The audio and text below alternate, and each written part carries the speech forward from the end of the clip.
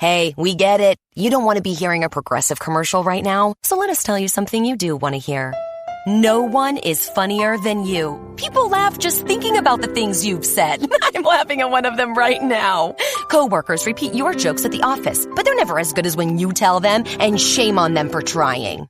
There. Don't you feel better? You'll also feel better knowing you could save when you bundle home and auto with Progressive. Although I'm sure you'd have a funnier way to say that. Progressive Casualty Insurance Company affiliates and other insurers. Bundle discount not available in all states or situations. Introducing touch-free payments from PayPal, a safe way for your customers to pay. Simply download the PayPal app and display your own unique QR code for your customers to scan. Whether you're a market seller, I'll take 2 tomatoes and a cucumber, poodle pamperer, piano tuner, or plumber. Signing up to accept touch-free payments for your business is easy. Touch-free QR code payments. Not applicable to PayPal Here transactions. Other fees may apply. Shop safe with PayPal. Thank you for visiting ChristopherMedia.net. Christopher Media, let's make some noise. Welcome to Beer Nuts, a weekly excursion into the world of craft beer. Brought to you by MichiganBeerGuide.com. And now, here are the Beer Nuts. Number 10. My name is Chris. With us, me as always, JR from MichiganBeerGuide.com. Hey, I'm thirsty. Uncle Pete. Let's do it. Dugout. Got my drinking shoes on. All right. I also have a drinking hat. Well, I used to have one. Not so much. Okay, so this episode, what are we doing, JR? We're doing old ales, one of my favorite categories. I'm really stoked for this. But, I just want to reiterate to our listeners that we're just a bunch of regular guys drinking some good beers. We want you just to hang out with us and crack something open. Hopefully you have an old ale. If you don't, just get something you like and crack it open. Spend the next hour with us. And it's just like we're just a bunch of guys sitting around having some good beers. So let's crack our first beer. Now, old ales. Now, this isn't like, stuff you've had sitting around in the basement, right? I'm sure this is a style. It's a style, and we'll get into that a bit. But first, we always start off the show with a beer quote of the week. And we also usually have a nice music selection for us that feeds into that. Oh, this is a good one. I'm just going to let the music play for a little bit if you guys don't mind. No problem. As I take my first sip.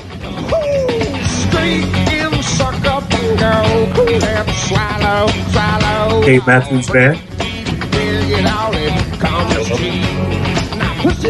His drummer does not get enough credit.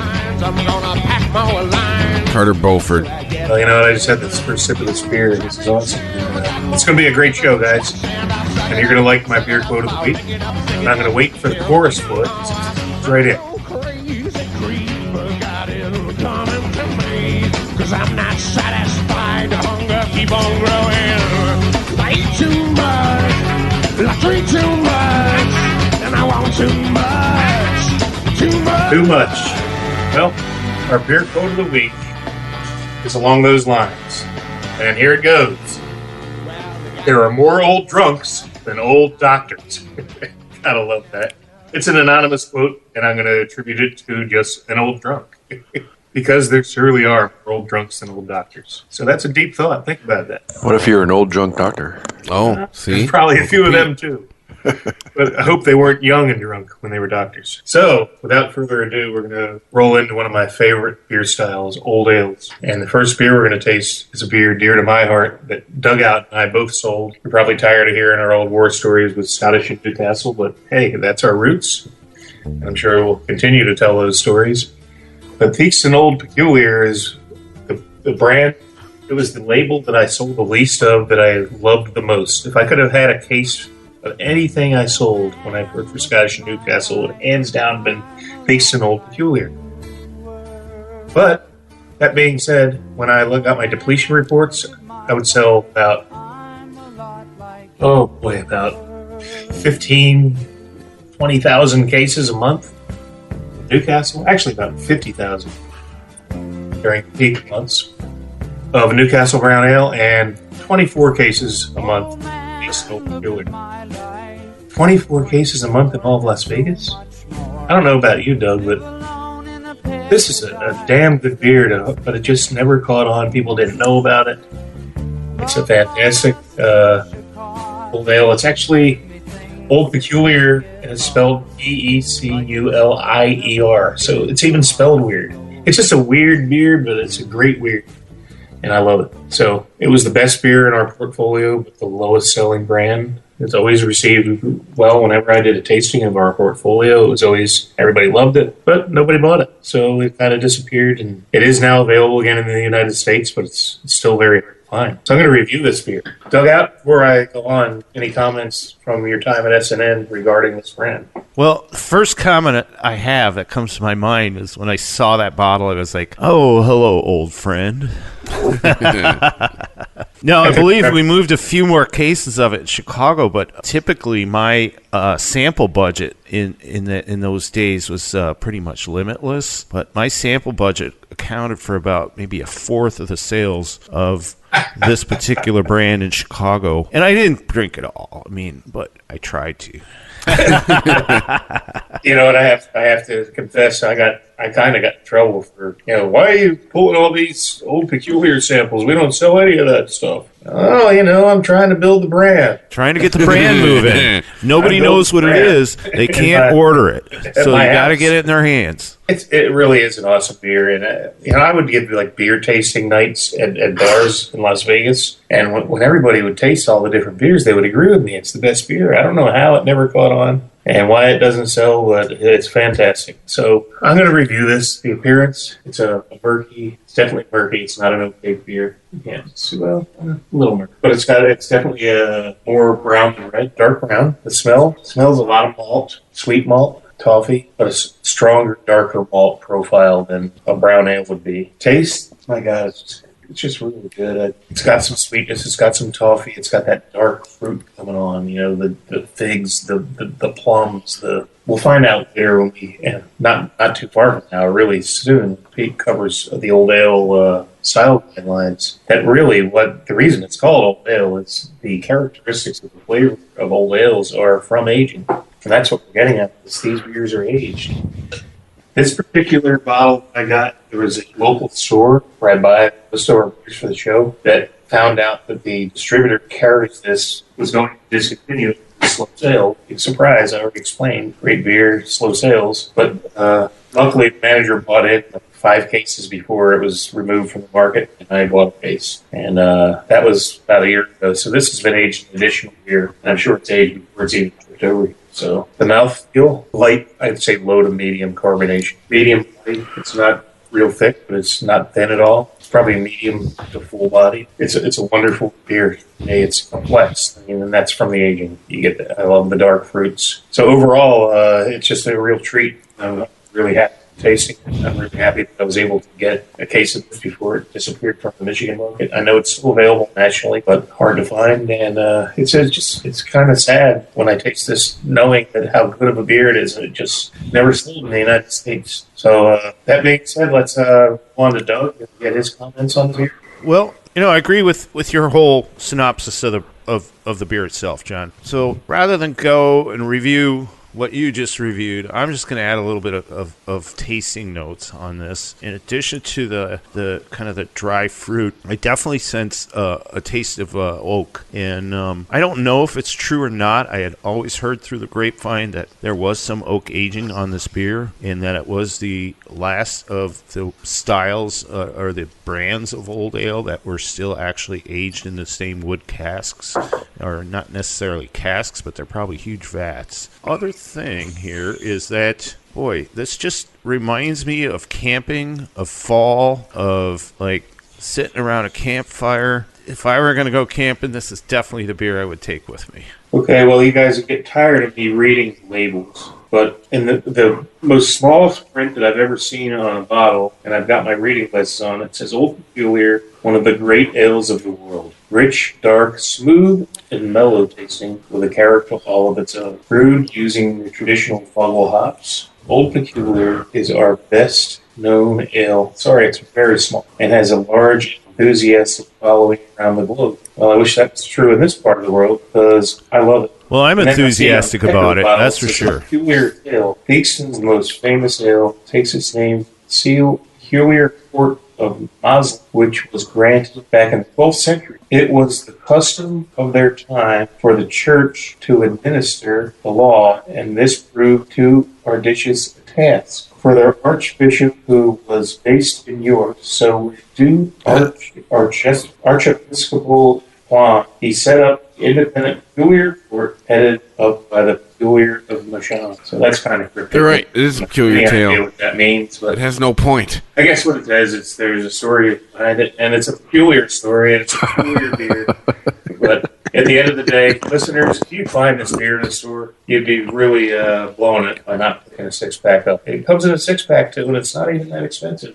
It's an excellent beer that flies below the radar. I guess it's just kind of one of those things. It's just too peculiar for people to latch on to. But that's just fine with me because I know what it is and I love it. It is a murkier brown than the browns we've been having. I get aromas of dark fruits on the nose and some alcohol. It has a much more present mouthfeel, a heavier mouthfeel than the browns we were having. And I think that comes from, there's a sweetness in there that comes from all the unfermentable sugars that come with old ales. It just adds to the gravity. It adds to the fullness and the depth of flavors that you're going to get. I just remember doing the tastings when I tasted my whole portfolio, and every single person in the room would agree that it's the best beer they had all night, but no one ever went out and bought it. So, yeah, maybe a bit of a marketing faux pas where they didn't put any money behind the brand, but it's kind of like the horse before the cart. If it sells, then then they got money to spend on it, and it didn't sell, so they didn't market it. But you know what? It's a hidden gem that now I can share with you listeners, and you all know the secret. So, Old Peculiar. You won't be disappointed. Whenever you see it, purchase it. That's what we're saying. Chris, what's your thoughts? This is a very drinkable. It's kind of akin to situations we talked about on the last episode. This beer does not taste like the color and the aroma would lead you to believe. This is a very drinkable beer. It is. The thing that struck me about this was how easy it went down. It has all the markings of not going down easy, and this beer goes down really easy, but not in like a Coors Light Budweiser type of easy. It's this beer just, I don't know, it's a really clean finish. Is that a thing? Yeah, absolutely. Yeah. And you know what? If I was a marketing guy for this beer, I would market it with the Clockwork Orange.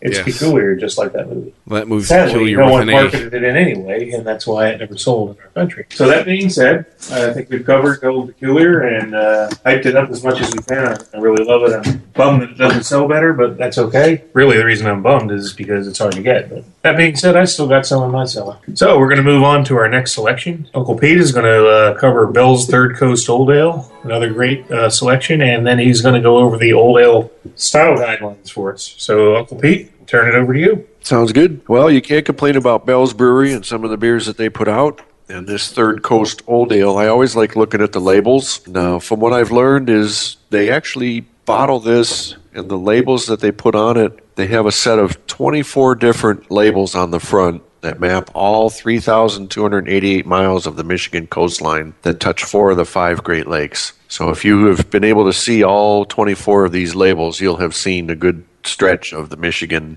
Great Lakes coastline on the state of Michigan. Interesting. There's a little trivia factoid for everybody. That's fascinating, man. I did not I'd like know to that. add, before Pete continues, that this has been in my cellar for over a year. The bottle date was September 5th of 2014. I'm looking at it right now. So, again, one of the characteristics of Old Ale, it's named that because of the aging, and this bottle has been aged. It's not something I bought in the store like the rest of our beers. So it's been aged a year, and let's taste it, Pete. Well, this is a big beer, right? It's going to be 10.2% alcohol by volume. Let's take a pour, pass it around. There you go, JR. Thank you, Uncle So Pete. we'll take a look at it, and again, it's somewhat murky brown with a off-white tan colored head. Looks very nice though, very warming. And the first smell, oh, that's very nice. I get a lot of caramel. So good. So good. Dried fruits I get in there. I get figs, prune kind of smells.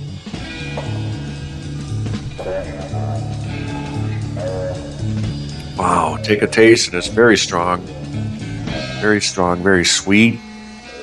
A lot of fruitiness in there of the dark fruit variety. Wow, it's a very complex beer. This is a deep, rich beer. It's got a lot of character, very sweet, very fruity, a little bit of an alcohol bite. Leaves a little dryness at the end. But there's so much. I'm going to need more time to really take this one in and comment further. So I'll let you guys give your first impressions. Go ahead, JR. Well, man, it's strong. It's sweet. It's fruity. It's delicious. I think I wish I had bought a current year bottle because I think the aging has really helped this. The complexity is through the roof on this. I mean, Yeah. I'm tasting like 5 different malts. Yeah. I mean, definitely, I'm tasting like an apricot flavor, which is surprising. Usually, you get more of a dark plum. This has like a little apricot. It's a lot going on, and it's strong. It's definitely something to curl up by the fire, and you can sip one of these for probably a full hour. This is not a quaffing beer. It's over 10%. It's a Michigan treasure, man, and I love the history you said of it, the label with the reason it's called the Third Coast because of all the coastline miles. I never knew that about it. That's a great bit of trivia. But at the end of the day, the liquid is what it's all about, and it's a home run. How about you, Doug? What do you think? Well, the first sip that I take off this beer just says dangerous. It's got that warmth to it that says this beer's got a little extra kick to it. Danger Will Robinson. Yeah, it's not unpleasant. I've had beers where you just get that first sip and it's sort of an ethanol sort of alcohol wisp and it goes away as you drink the beer. This does not have that. And I have to agree with you, John. I mean, maybe if we pulled up this year's version, because this has been sitting in a proper cellar for a year, that may occur on something a little younger. But the fact that this has been in the cellar for a year has certainly done wonders for it. It's complex. All that fruit is there, and then at the end you get this just kind of a dry, almost not quite a pucker to it, but it finishes fast. With almost sort of a bourbon type of sweetness at the end. Uncle Pete and I were just whispering to each other. I know an account in southern Michigan near our house that has some 14. So any of our listeners in the southeast Michigan market, feel free to send me a direct message on Twitter at Michigan Beer Guy, and I will tell you where you can get some 2014. And you could win a beer glass too. Yeah. Yes. Click win this glass. MichiganBeerGuy.com. Click win this glass. Great glass. And we'll tell you where to get the good stuff, man. Because this is a fantastic beer. It's complex. I mean, it's very. I need more time with this. I could spend a whole evening with this one and start picking it apart. But Am I off the mark here? It's deep. Yeah, go ahead, Chris. Thinking that my initial reaction is this reminds me of that Bourbon County as far as how it tastes to me. Am I off the mark here? Should it not be reminding me of Bourbon County? Well, it's alcoholic. Oh, well, yeah. And it's definitely got that heavy mouthfeel to it. As far as the taste goes. But like the mouthfeel is there. It's very chewy. There's a lot of malt in there. Is anyone else getting apricots? Because I'm really getting apricots out of this. Maybe it's just me. I don't know. I'm getting more burnt, earthy forest floor burnt stuff. Burnt sugar in here for sure, like a burnt brown sugar. Yeah. But I keep thinking of those dried apricots that you get at the health food store. Well, as a fan of Magic Hat number 9, I see where you're coming from, JR. All right. I can taste it a tiny bit. Number 9? Yes. Number 9. I would say this is a much more sophisticated version. Magic Hat number 9 is mass produced. I think it suffers because of that, but at one time it was. But I don't think it's on this level. But I get where it's kind of like this is like that would be Magic Hat would be like the maybe lighter or less sophisticated version. I get I'm sensing the apricot tones. Yep, I definitely taste some apricot in this. There's no right or wrong. It's whatever you taste. I really love it. But it's also, it's something that you're not going to sit down and knock back too many of these. It's probably one and done in front of the fire, curling up with a good book. It's a marathon, not a sprinter. Or a good football game for me. Wow, way to start off large. Wow. This is unbelievable. It's a home run. So, Pete, you still have the honors of describing old ale style guidelines. Sure, let's hit a couple highlights. So, definitely the aromas on these are usually malty sweet with fruity esters and as we all mentioned, it's very complex. You pick up the dried fruits and the caramel. Sometimes you get molasses, nuts, toffee. But the hop aroma is definitely there. When you go for extended aging, the hop aroma tends to dissipate. So, John, if you age this a little longer, maybe it'll settle down a little bit.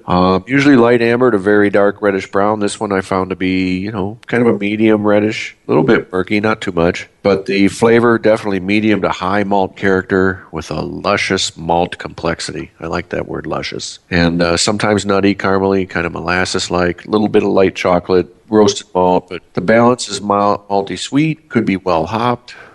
This one I find very drying on the end, so I don't know if that's an effect of the hops. I don't know what the ABV, or not the ABV, but the IBUs. I don't know if anybody knows that one, but while I'm talking, you might look it up. Something bitterness units? Yeah. International bittering units. I won't say Very good, international, Chris. but international seemed too easy. And then it could be very strong in the alcohol department. It should be evident, but not overwhelming. So I think that's evident here. Medium to full, chewy body. Older examples maybe lower in body due to conditioning as it ages, but definitely a warmth from the alcohol. And if it's a cold winter night, that's usually very welcome. I like that. Low to moderate carbonation, as this one I know the head dissipated very quickly. And so there's a little bit of history. Historically, this is an aged ale used as stock ales for blending or enjoyed at full strength. Stock ale refers to beers that were aged or stored for a significant period of time. There's two different definite types in Britain today, weaker draft ones that are similar, around 4.5% strength, and stronger ones in the 6 to 8% or more. And definitely this one is more at what we say, 10.2. 10.2, yeah. So definitely in the ingredients, it can vary, although very generally similar to British strong ales. The age character is the biggest driver. Could be aged in wood, but should not have a strong wood character. Does, to me, attempt to approach the barley wine style. At this strength and this maltiness, with that complexity. And I know I had my Honey Can't Buy Me Love barley wine in here a few weeks ago. Definitely there was a lot of malty sweetness, very strong component at 11%. So this is, to me, approaching a barley wine, this particular Third Coast Old Ale from Bell's. Anybody else want to add to it? Well, I'd like to add, it says at the end of the guidelines, it says the distinction between an old ale and a barley wine is somewhat arbitrary above 7% ABV and generally means having a more significant age quality, particularly from the wood. So again, it's an old ale is an old ale because of the aging. That's what gives it its quality. The other thing I'd like to mention that relates to the beer that we're tasting now is it says the finish may vary from dry to somewhat sweet. Extended aging may contribute flavors similar to a fine old sherry port or Madeira. Alcoholic strength should be evident, though not overwhelming. This beer, when I was saying apricots, sherry is like hitting the nail on the head. There you go. It's like a sherry, and that's what it reminds me of. And that extra year of aging probably helped that flavor come through. We're drinking this a little cold right now, and I could really appreciate it if it warmed up a little bit. Well, happy to say that we're not. We are pretty close to cellar temp on this one. But I really can tell you, I haven't tasted flavors like this really since the barrel aged beer show. Like this is good. Oh yeah, these are beers that you get the barrel aged flavors from with no bourbon. It's like you get that aging quality without the help of the bourbon or any spirits. Mm-hmm. So those beers were in spirits barrels, so obviously the spirit that's in that wood gets into the beer and affects the flavor. This is like the natural without the spirit. Well, and also you have that high gravity, and that's very much in common with those barrel aged beers as well. So this is something you could bourbon barrel age. It'll probably take it off the charts. And I have done that at the brew pub. I think we've had that at bourbon barrel age. I thought we had it at the Bill's anniversary party. But on its own, and this is sort of rare because, not necessarily so rare, but okay. So we've talked a lot about Bourbon County, for example, on the show. Has anybody had that Russian Imperial Stout that goes into that, like just on its own before? That's a great point. The base stout for Bourbon County. I mean, I have, because I know when I worked there back in the 90s, that was a beer, and that was on tap, and it was like one of those destroyer beers, it was sitting there at 11.2%. But ever since the Bourbon County came, that beer just sort of walked off the face of the earth. It'd be interesting to see if Would they put There's that a out marketing like that again? opportunity there for sure. What you're saying is you want to taste the beer where Bourbon County came from. Exactly. Somebody How about went, bourbon? let's age this in bourbon barrels and make a better beer. Well, better taste. No. Everything sounds derogatory what I'm about to say. Let's Like putting make it a beer down. that everybody will, like, instead of like spend holidays with their families, just go wait in line and camp out in front of a brewery, right? People do that?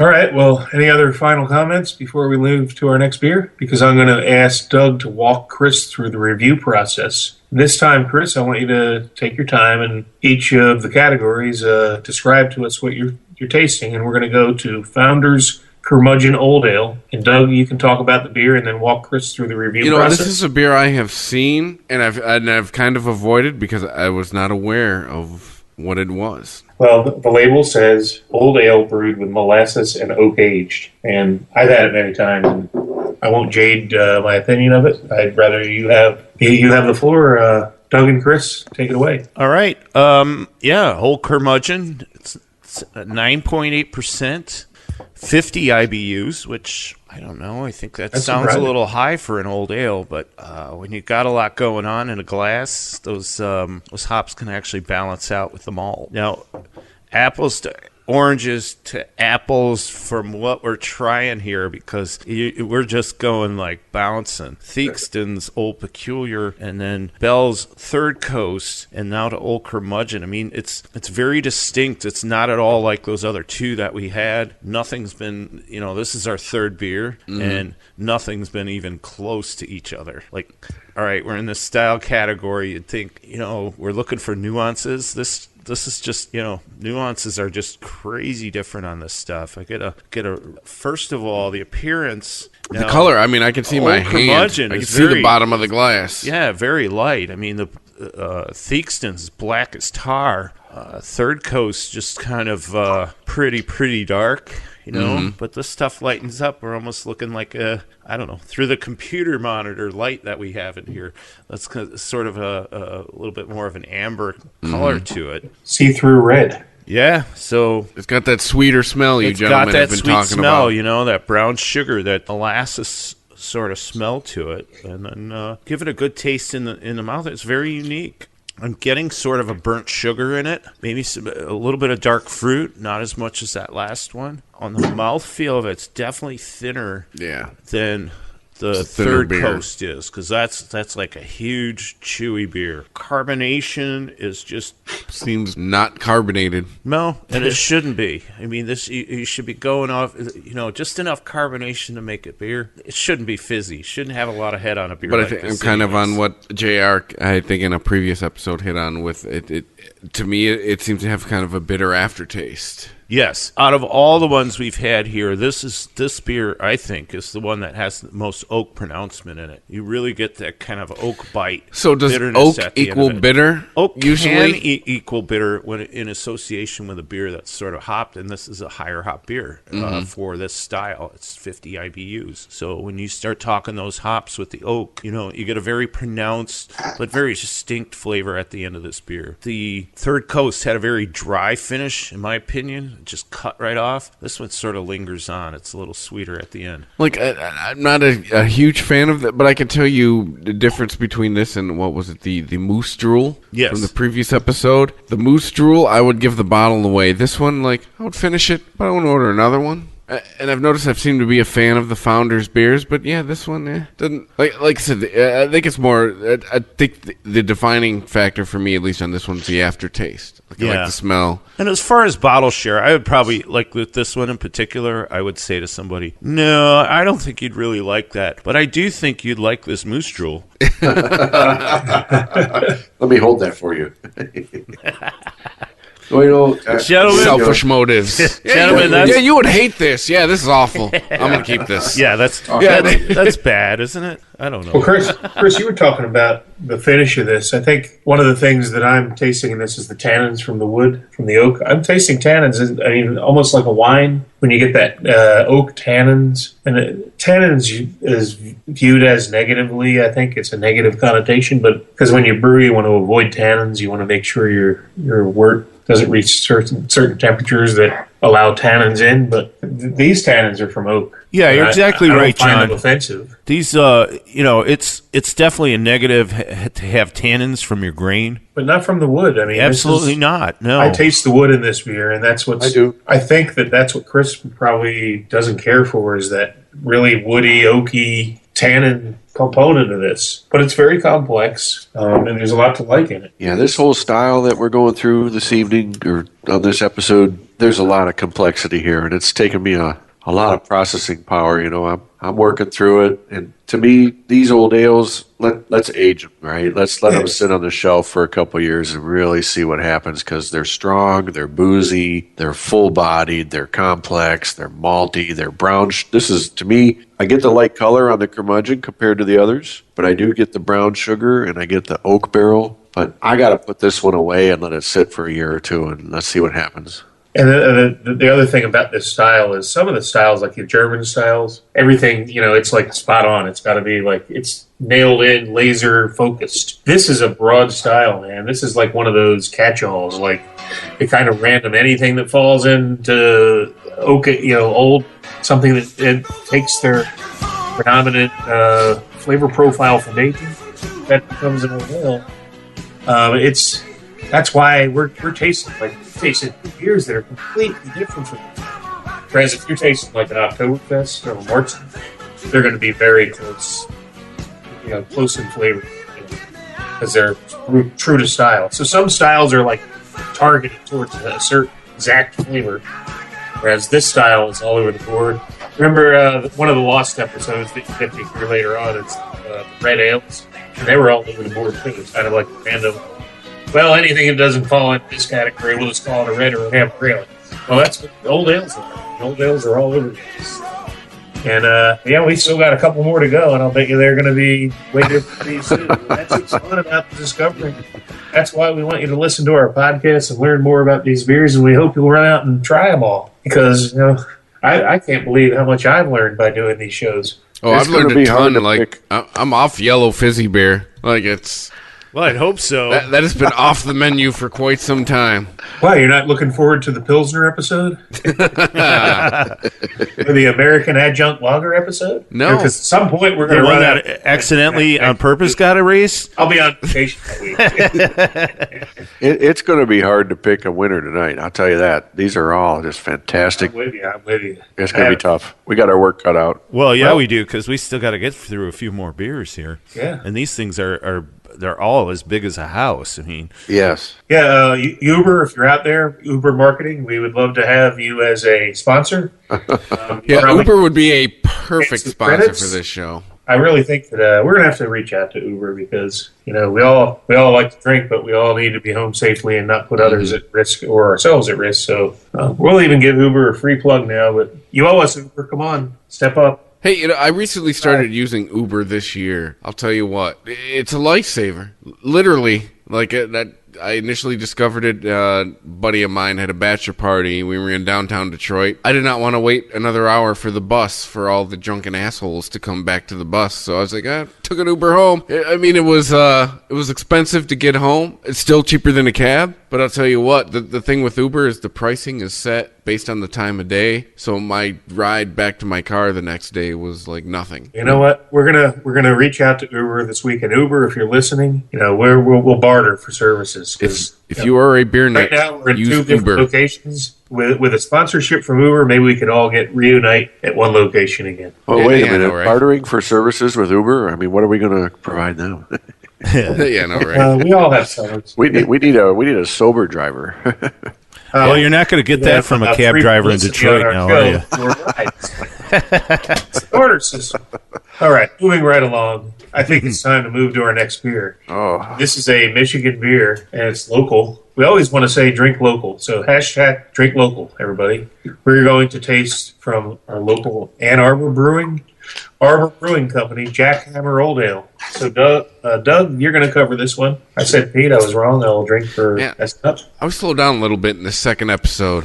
Yeah, The pours get a little shorter. yes. Yeah, Why the, you slow it down? the So old ales are starting to kick in. So, if I can ask you guys a favor while I get started on this review, because I'm just going to go off a taste profile here. There's not much info on the bottle labels. So somebody can look this one up and just kind of chime in with what we got here on ABV and IBUs. First thoughts on this beer. It's got great clarity to it, but it pours very dark. Not quite black. It's a very dark brown in appearance. There's a nice head on it. There's nice carbonation to it, but it certainly fits with what the style is as far as the carbonation goes. On the smell, I'm definitely getting oak and brown sugar, which seems to be a reoccurring theme on everything we've had tonight, even though everything's been all over the board. Those first sips or that first sniff is what I'm getting on it. As far as the taste goes, Hey, Dugout. yes, ABV 8 1/4. IBU 50. IBU 50. Okay, so that leads right into the taste, because this doesn't have that sort of warm burst as those heavier ABV beers did. You know, the Third Coast and to some degree the Old Curmudgeon. So it comes off as a little lighter on the first sip as far as the alcohol is concerned, but I'm getting very strong notes of toffee and dark fruit. I'm getting a lot of burnt brown sugar in this. Burnt brown sugar and a very dry finish on this. The flavor does not linger on this at all. There must be some hop finish to this to have that. But it's definitely a pronounced burnt flavor. It's not a bad thing. Kind of No, like the burnt and as coffee. far as mouthfeels goes, I think this is the thinnest of all the ones we've had, and that includes the Theakston's. I would agree. It's as far as any of the old ales we've had, this definitely is on the low end of the spectrum of There's no cloying in this. no. Mm-mm.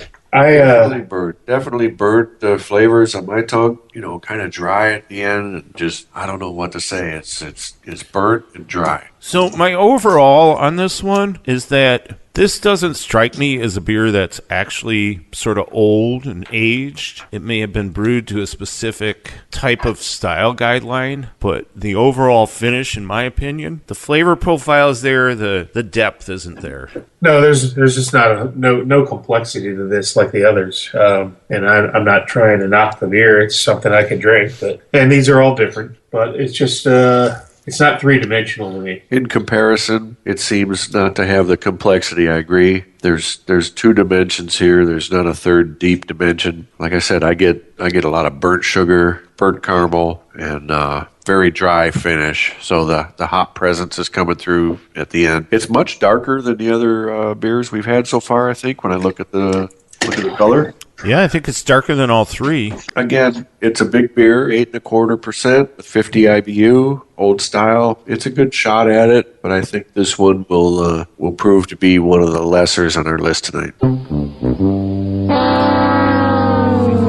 You guys are not filling me with confidence in taking a sip of this. Go for it, Oh, Chris. you Let do us it, know Chris. what you think. We gotta know. There's no right or Well, wrong, fine. man. You might like the crap out of this one. We like it. Maybe I built it up too much in my head. No, it's all right. I think I just gave a one-word review of all of your reviews. It's all right.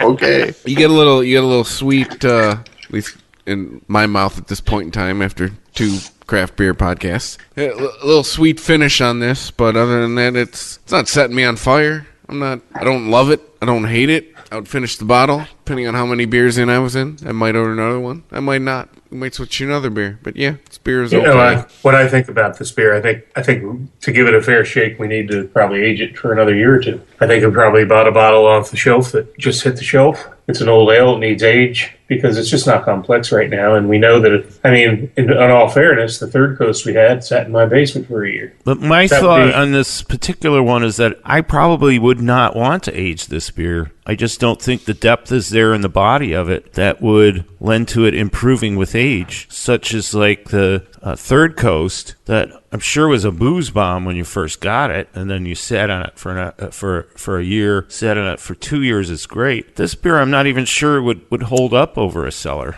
Well, Doug, out to be kind, I was just going to say that it can go nowhere but up.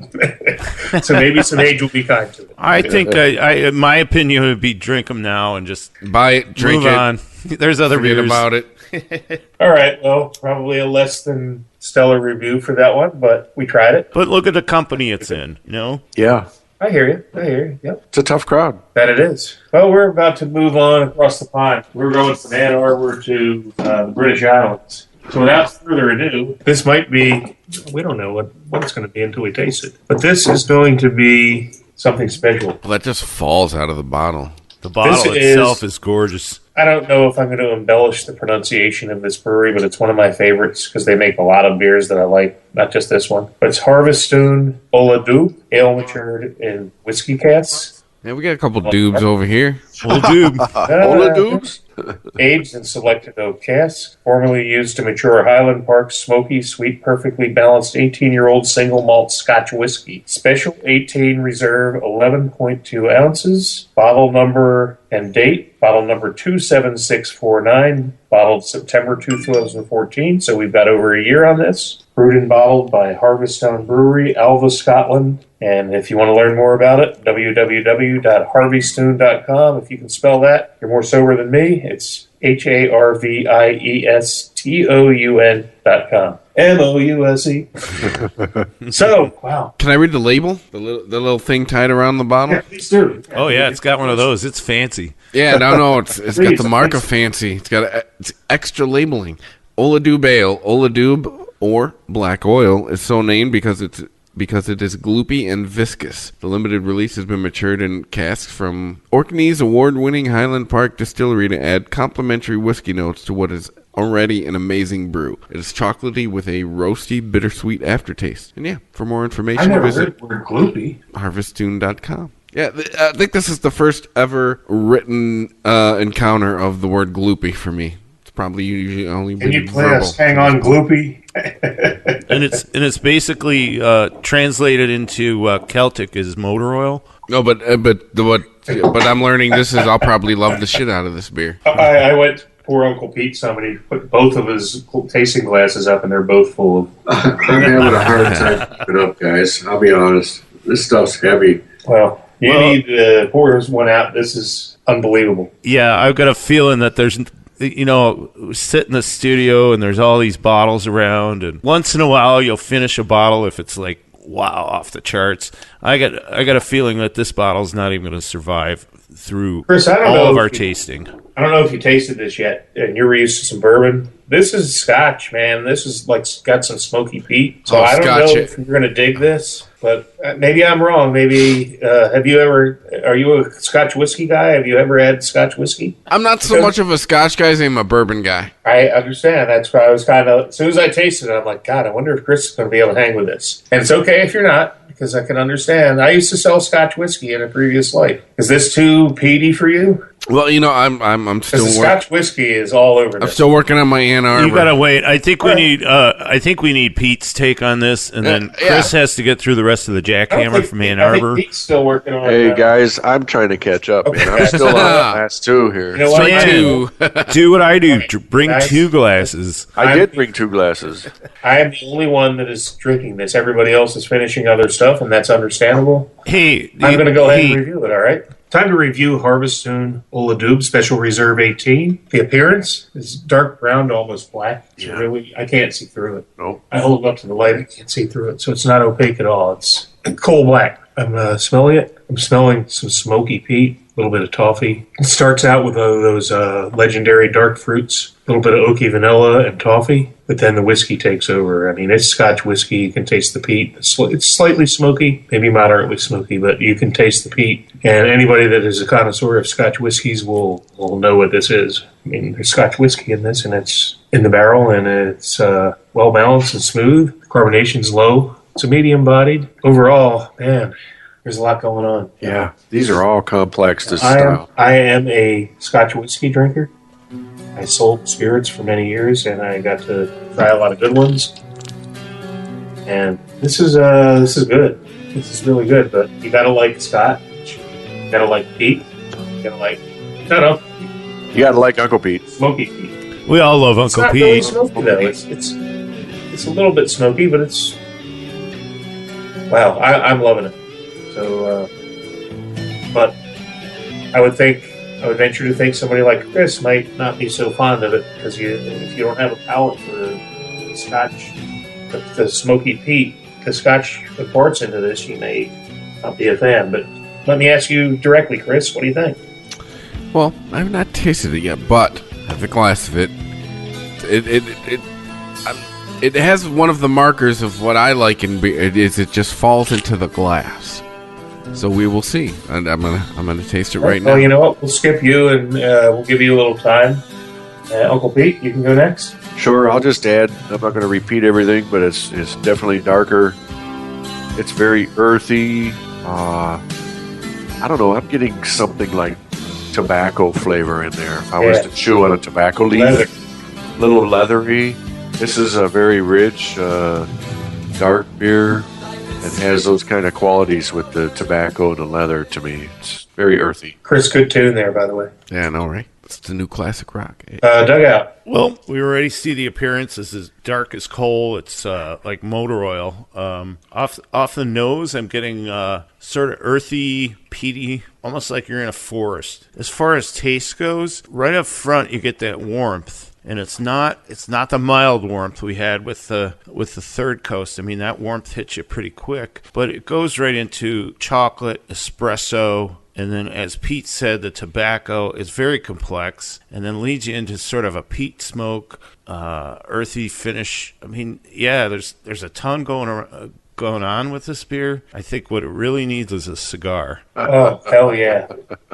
I couldn't agree more, man. I wish I had one. Well, I do have one, but I'm in the house and Smoke it. when this night's over, I might just take this out on the deck and live a little. Well, But, JR, I'm happy to report that this is a delicious beer. I agree. I like everything about this beer. The smell, the taste, how it feels in the mouth, the First, I'm aftertaste. impressed and surprised because I thought that maybe the Smoky Pete would drive you away, but you know what? Glad that you're enjoying it. That peat, though, is not overpowering. It's not at all. very complimentary to what's going on with this beer. I agree strongly. In my opinion. I mean, you have that big burst of dark chocolate, sweet warmth of alcohol, and then it just really kind of gets sort of tough and leathery, and then finishes off with that kind of burn of actually drinking a nice scotch. Gentlemen, this is a beer you can chew.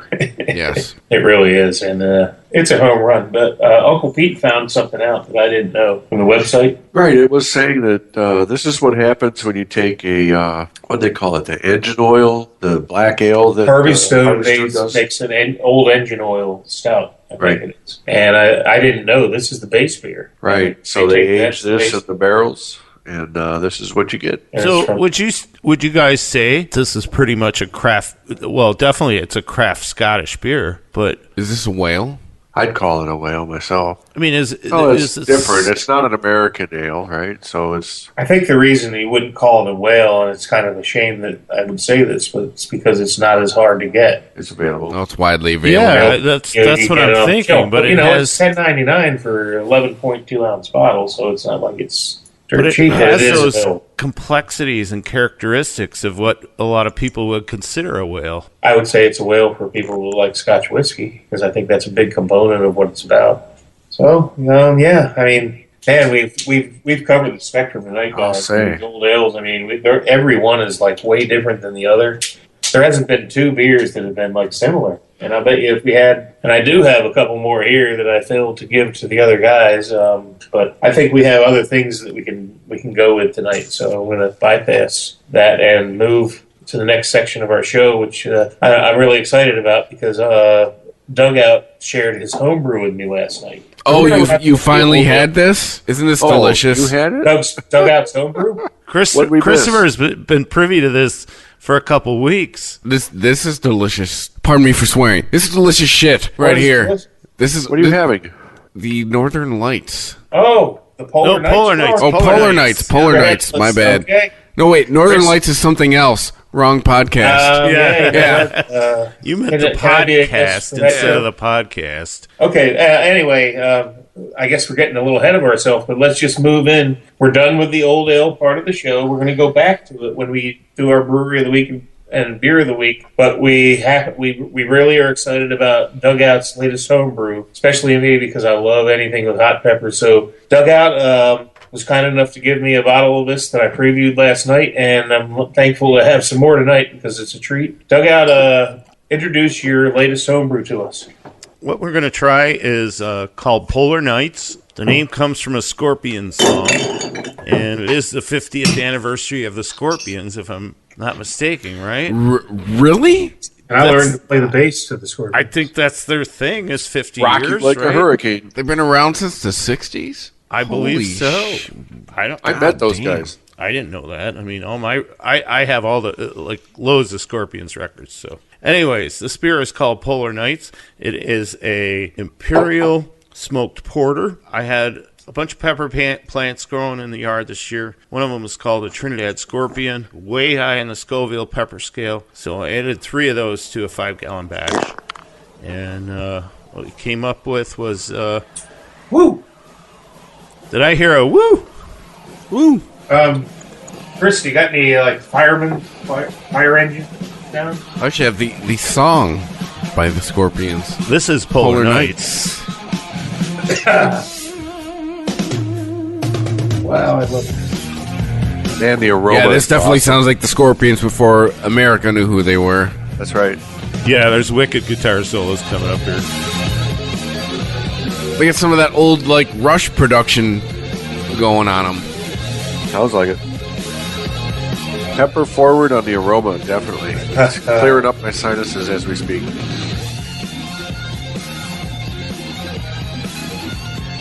So this beer comes in about so. 9.5%, I believe. Wow. Black is coal, imperial is F. Pepper on the nose. Well, I remember smoke on the front, pepper in the back. Yeah, you know what? It's like a I mullet. smell the smoke and I taste the smoke, and then all of a sudden the fire begins. Yes. Those Trinidad Scorpion peppers are a real deal. And it packs the heat. And then, anybody that knows me knows that I'm a bring on the heat guy. Stone makes crime and punishment. A lot of people, it's way too strong for them. It melts your face off. And I'm like, bring it on. This is a level below that. It doesn't melt your face off, but it's kind of between. I mean, nothing derogatory with this statement. This stuff gave me heartburn that woke me up just out of a sound sleep. Well, it may not be for everybody, but it's for me. But I love heat. You'll need to do a Tums Chaser on this one then. Yeah. Signature beer is Robert de Habanero, which has habanero at the end, but I think it's more of a subtle bite. This is like a kick you. Yeah, I went for the subtlety with Robert de Habanero, and I'm not complaining at all about this beer right here. It's fantastic. It's fresh. The pepper comes through, very bold. It's very interesting. I like it. My favorite part is the smoke right at the front. My take on this is I am not a fan of smoked beers at all. Most smoked beers turn me off, but I love having the smoke before the fire here. Yep. Because I love the fire. I just usually don't like the smoke. Yeah. But I think what I'm learning is I don't like the smoke by itself, but it's almost like the smoke is the prelude to the fire, and it's almost like the story. You know? Yeah, where there's smoke, there's fire. In the end, the smoke complements the fire. I love this, man. Yeah, it is. This and is great. And the fire isn't for everybody, but the people that It's for me. fire is for, this is the gift that keeps giving, because you think you've reached a plateau of the heat, and then if you start to take a little multiple sips, And then you that swallow heat it. builds and builds, and then you have to just kind of sit back and think, oh, I got to cool off a little bit. Oh, I don't have to cool off. Great beer. Keep the heat Dugout. up. Great job. You know, Thank you. I got to credit Dugout because it takes a lot of balls to, branch out and go for something like this. I mean, a lot of people don't like smoked beers, pepper beers. And he's like, you know what? I'm a brewer. I'm going to brew what I want, and I don't care who likes it and who doesn't. It's going to do it. And you know what? There's some people here who really like it. And the funny thing is, as I would say, I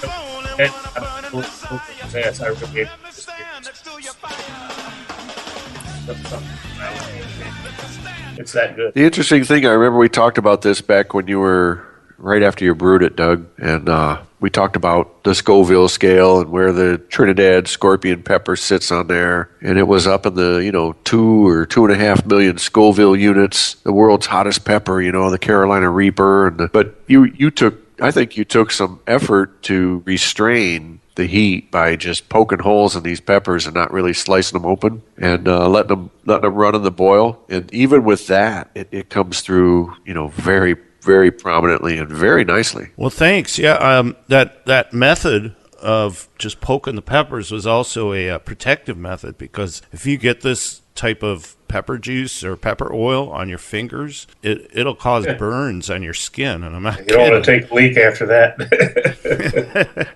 Really great job from one home brewer to another. Amen, brother. Appreciate stretching the boundaries and trying new things, and the smoke mixed with the fire is fantastic. Good job. Thank you. I would agree. I'm envious. Great job, and thank you for giving me some, because unfortunately the bottle you gave me is long gone from last night. Uncle Pete, you got a bottle. I might come over. I'm going to enjoy that. I want to share it with Junior and see how he likes it. He likes the hot stuff too. That's a great brew, Doug. As long as we're talking about homebrew, Uncle Pete, you got a lot of things going on right now, right? Well, yep. Tomorrow I'm going to be bottling finally the Robert de Habanero variants. I got the vanilla chocolate habanero stout. Oh, the Christmas time beer. Yeah, it's going to be ready for Christmas. If I put it in the bottle tomorrow, we'll be drinking it for the holidays and New Year's. But I got a couple of variants. If I didn't mention it before, I do have a cinnamon stick that was aged in Captain Morgan rum. Oh, nice. Which I put on the shredder, diced it up real nice, and stuck it in there with the beer. I also have a toasted coconut version, and I have a chocolate and toasted coconut version. Oh, Mounds Bar? And, yeah, kind of. If you didn't know Uncle Pete, it's Uncle Pete, and my middle name is Paul, so I'm a real Peter Paul. I'm really fond of the Peter Paul candy bars, so we are doing a Mounds version. So no, it's going to be great. I got 10 gallons divvied up into 5 2-gallon batches, each with a different flavor in it, and I can't wait to put it in a bottle and share. Awesome, man. Well, moving on to my homebrew update. Unfortunately, I don't have as much going on as these guys. I have a batch of Blood Orange IPA I'm about to keg. I'm going to be brewing 2 batches on Tuesday that'll hopefully be ready for the Christmas holiday, and I'm going to do my old 4 Aces with a Kicker, which I co-brewed with Doug out last year. It'll be a breakfast stout with oatmeal and 2 types of coffee and Buffalo Trace soaked vanilla beans and coffee. So that was a winner last year. Everybody loved it. I want to brew another batch. And I'm going to do a Todd the Axeman clone, which is an English IPA. So that'll be my next 2 beers. But you guys are trumping me big time. I've been kind of slacking, but we're going to pick up the pace this week. So time to go for our whale of the week. I was going to say, no homebrews here, but I got some homegrown. You gentlemen are interested. If you guys want to hang around for the next podcast, as I said, it could be interesting. Get Uber as a sponsor. We would love to join you in the studio to partake in the full experience. So we do have homebrewers competitions. Is there such a thing as a homegrowers competition? Absolutely. All kinds of... The Great America Homegrowers Festival? Where can we go to buy tickets for that? Oh, there was actually something a couple weeks ago in the first weekend in November. There was a medical marijuana convention in Michigan. Huh. Well, I was going to go check it out, but life got in the way. But no, there's all kinds of... I mean, there's even, because we have medical marijuana in Michigan, there's even a High Times has a competition here, and they have it in Flint. It's happened it's happened every year since like 2009, so it's going on 5 years. Chris, this might be a great opportunity to plug your other podcasts. The Wiesman Podcast, Tuesdays and Fridays here on ChristopherMedia.net. And you know what, Chris, one thing that does blend over into what we do is the state of Colorado is an open state for the cannabis plant, and there are some cannabis beers. Hey, I have to mention, John, Cannabis-infused ales, do you say? Yes, you got to be in Colorado where it's legal, but that could be a Or Oregon, or Washington. collaboration. Or not get caught. Yeah. If we ever get to go to Colorado. Well, I got to mention, I was in Toronto, and I have been for the past few months with my main source of employment, and I hit up the LCBO store up there, and guess what they had? They had a beer called Millennium Buzz Hemp Beer, brewed with the finest British Columbian hemp and German hops and Alberta malt. And I did bring back a few cans, and in fact, I'm hoping that we can put together an episode of Beer Nuts where we can give some cred and some props to our northern neighbors in Ontario and do a little Canadian craft beer show. What? Canada's good at beer? You don't say. Yeah, and we're going to do that soon. And we were already talking about in our last episode about that Dugout and I used to work for Newcastle. Well, one of our former colleagues also reps a portfolio of Canadian craft beers here in the States. We hope to have him on as a guest to feature some of his beers in a future show as well. So what do you say, to the Canadians? All right, We're going to have a couple Canadian shows. That's great, So yeah, we're on the that's border what it's here. all about. We're broadcasting. I know Chris is right on the border, but both of our locations are right on the Canadian border. So, Well, I was going to say, like, really? Person who's on an island between Michigan and Canada? yeah, I am Yeah. literally. You can throw a rock, I have to John. Turn off roaming on my phone because I'm so close to Canada. But our Canadian friends are also great at brewing beer. Yeah, you don't that say. It's time to wrap it up and select our brewery of the week. So, out of everything we've tasted this evening, can you give us your pick for brewery of the week? Sure thing. I'm going to go with Bell's. I know we had the Third Coast Old Ale. And the many times that I've been to Bell's Brewery and over there in Kalamazoo, Michigan, at the Eccentric Cafe, the selections are phenomenal. I mean, you get so many great beers and styles. I want to give some props to Bell's Brewery in Kalamazoo, Michigan, for providing us with some fantastic beers. Might give a hint to my beer of the week, but I'm going to go with Bell's. Okay, Dugout. All right, I'm thinking for the brewery of the week, I'm going with Harveystown. I've had other beers from them before. I've never had this Ola Dub, and this is fantastic. I've had beers from them aged in sherry barrels and other kinds of Scotch whiskey barrels. I just think what they're doing is just cutting edge. It's blending spirits and beer together in a great way. So that's my brewery of the week. Hey, Harveystown is Doug's vote. How about Chris? Well, whenever I make this decision, whether it's the brewery or the beer of the week, I go with what was the most compelling beer. What did I want to keep drinking? So I'm going with Bell's.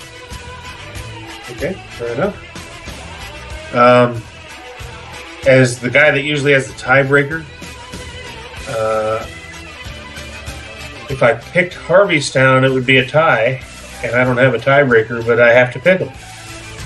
I really wanted to pick Theakston's, but I'm going to pick Harveystown because I think it was just a little more sophisticated than that. And I've had other beers of theirs, whereas Theakston's Old Peculiar is the only beer I've had from them. So we're going to have an all-out real tie between the Harveystown Brewery and Bell's. So without the ability to break the tie, I think we just have co-champions, co-breweries of the week. All right. Breweries of the week. That works. Why don't, So you that's have okay. why don't you have some of the listeners? Because, as we say, there's no right or wrong in our show. Oh, Why there's don't a you new have some of the feature on listeners Twitter that chime in? started this week. We could do a poll. We could. We could do. Yeah, We could. You could. do You that. could. You could pit the Bell's Third Coast Harveystown Old Ale against with Harveystown. Bell's. Or we That's could do fine. sudden death. First person that tweets us one way First or the person other that breaks tweets. the tie. Fair enough. Well, it's I easy to think stack the people deck take that way. All tweets through the next 24 hours after air date. Yes. Fair enough?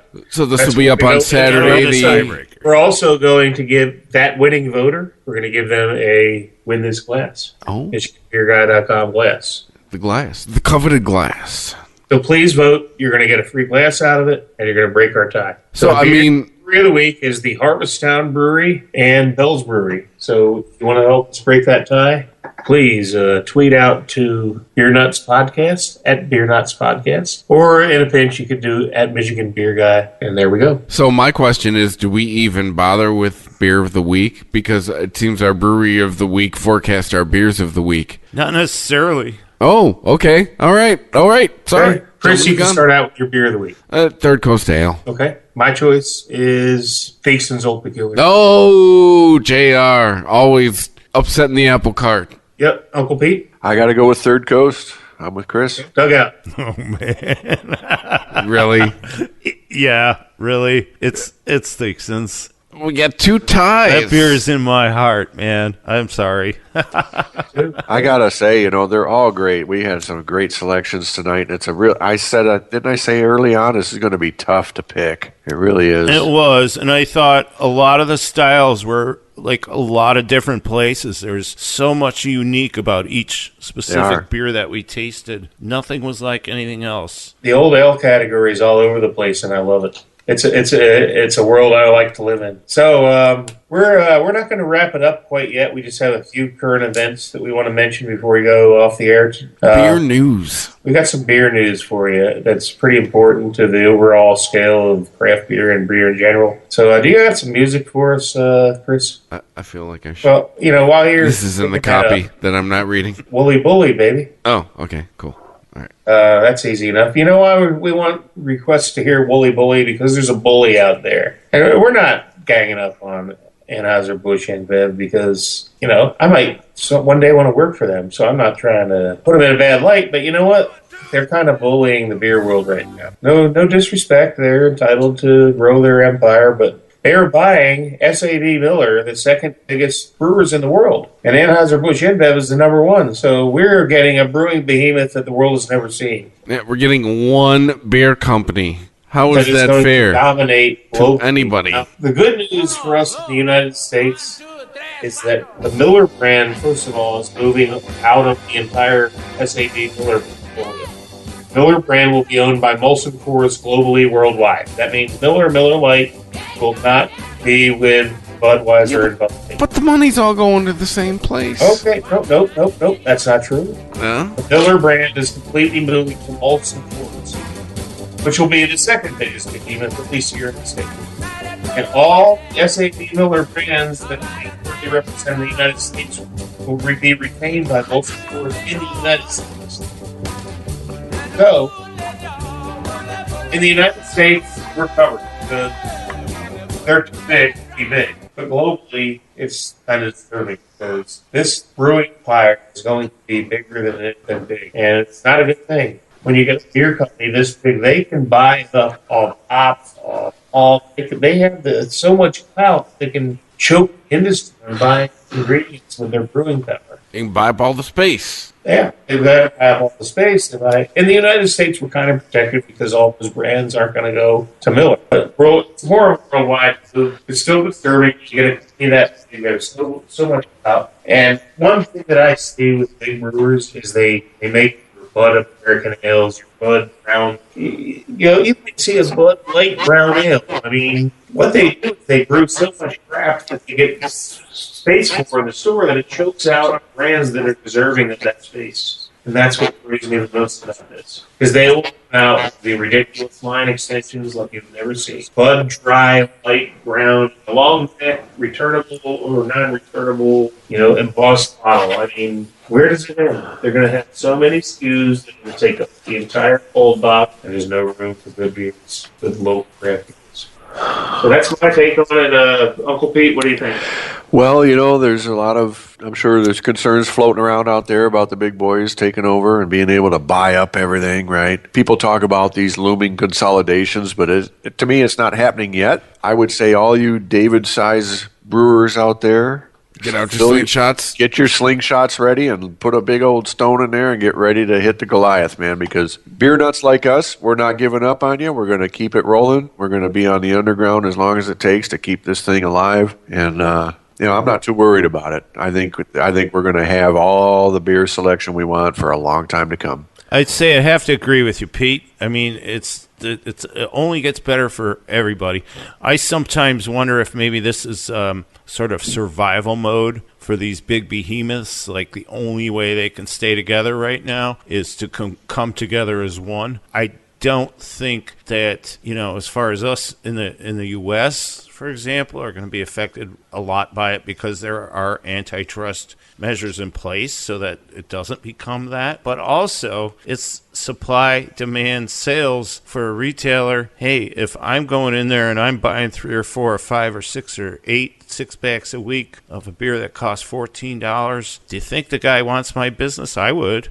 Craft beer is not going away. Sales are off the charts, and these guys can do whatever they want. They're not going to kill it. Well, the only thing I can relate to this situation is I'm a former musician. I don't know if you've ever tried to get a song on the radio. It seems like the music industry is already where I dangerously see the beer industry heading with what you say is going on, because I'm sure you gentlemen all know. Remember how there used to be many record companies? Yeah, now there's you can count on one hand how many there are. It's like airlines. As little as when I started traveling for work 3 years ago, there were over 5 airlines. Now there's 4. I just think I think the industry is treading on dangerous ground here. Granted, while they're splitting it up for all their fancy ways of accounting, making it look legal on paper. I don't know. Well, you know what? I'm not a bit. I'm a big fan of deregulation, of letting the market sort it out, and just to me, all I see right now is one beer company, and no matter the industry, I just think that's dangerous ground to be treading on. I agree, Chris. There's just a couple final points. Number one, quality will always trump. And ABI has taken iconic brands like Bass and Beck's and bastardized them and brewed them locally with inferior ingredients and made them lesser beers than they were, along with Rolling Rock. I hate to talk negatively about any company. I mean, you're always in it to make money and make a profit. And that being said, I mean, brewing something locally can yield a fresher product and have advantages. It's not terrible that they brew Beck's beer in St. Louis. It's terrible that they brew it with inferior ingredients and make an inferior product. They took a great brand and made it less. And you'd have no problem if it was done in St. Louis, just if it was done in St. Louis. They did it in St. the Louis, correct way. They used the exact ingredients, yes. And they copied the water profile and did everything right. I would have no problem. But they're cutting corners, in my opinion. I'm not privy to what they're doing. So I don't want to make any false accusations, but I can tell you that the sales are off for a reason. I mean, there was a lawsuit there's a class action lawsuit that Beck's Beer sold beer under false auspices that the buyer thought they were buying a German imported beer. And that class action suit has been settled, and people are getting money.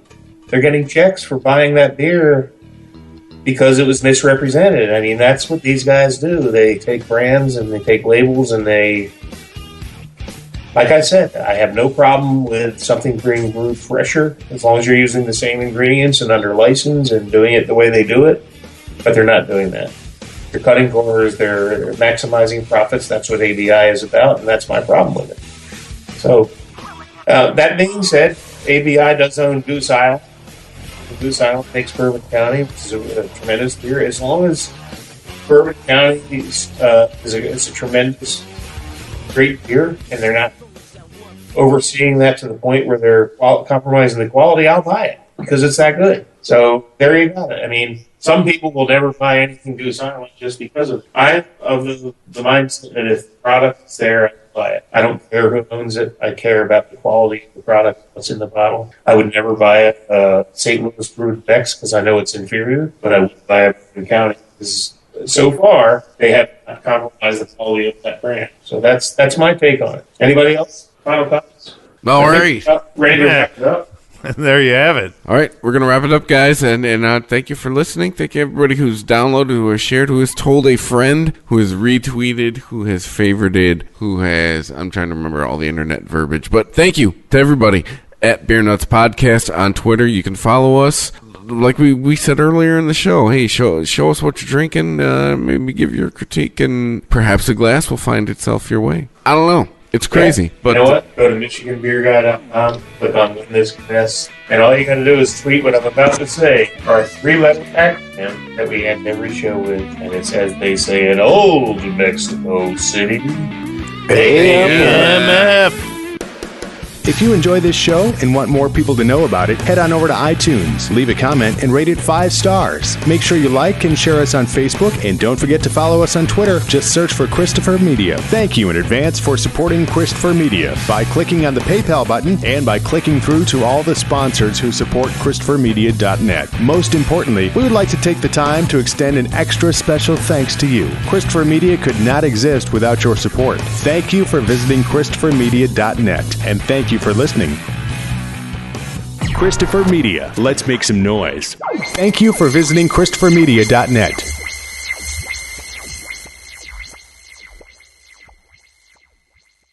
Progressive presents an interview with your upstairs neighbor. Hi, I'm Tia. The upstairs-downstairs neighbor dynamic is so special. We have our own language. Like when I scream at my mom on the phone, the people downstairs bang on the ceiling to show their support. The nighttime's the best time to rearrange furniture. I call it midnight feng shui. And if I sleep through my alarm in the morning, they bang on my door to wake me. So thoughtful. Progressive can't save you from your upstairs neighbor, but we can save you money when you bundle renters and auto insurance with us. Progressive Casualty Insurance Company, affiliates, and other insurers. Bundle discount not available in all states or situations. Hi, friend. It's your home speaking, and I need some favors. Could you turn on some of the lights in the basement? I'm scared of the dark. Also, this one is easy. Could you bundle your home and car insurance with Geico so we could save money? Last thing, just a suggestion. Could you steam clean the carpets?